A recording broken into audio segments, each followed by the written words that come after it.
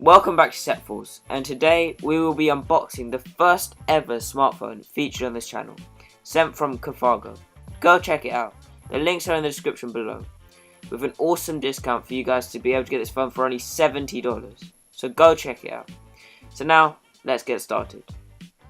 We could begin by taking a look at the design of the phone. For only $80, this phone has a decent design. However, compared to premium phones, it feels a bit cheap and plasticky. But this is what you'd expect. After all, this phone is very cheap. But the display doesn't feel too nice. It comes with a pre-applied screen protector which feels slightly sticky. But considering this phone costs only $80, this isn't exactly a big issue. Now moving on to the technical aspects of this phone. This phone is running Android 7, which is pretty good as this is a pretty new OS. And this phone has a 5-inch IPS display with 350 pixels per inch. And this is okay, but compared to some phones just above $100, it isn't very good. But the phone has 3GB of RAM and 16GB of storage, which I think is pretty good for this phone. Now this phone's fingerprint sensor works fairly well. It barely fails, which is pretty good.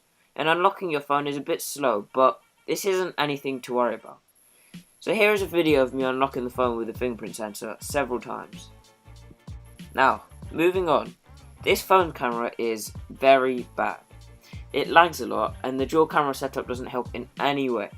It has an 8MP camera and another 0.3MP camera. This sounds pretty good, but it is pretty bad. Now the front camera is 5MP, which also sounds good, but it is quite bad in reality. The phone's able to record 1080p video, which is also not very good. And so, if you wanted this phone, you definitely wouldn't go for nice photos and videos.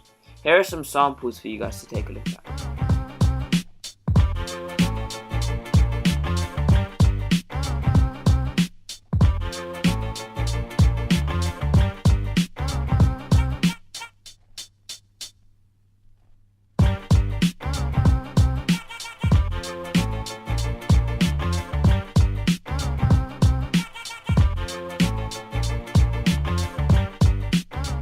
Now this phone's battery is 2500 milliamps, which is okay. It's a good amount for this phone, which you would have at least a whole day of battery life, depending on how much you would use it. The phone's charged via a micro USB port, located at the bottom of the phone. However, it does charge very slowly, but this wouldn't really be a problem if you were to charge your phone overnight.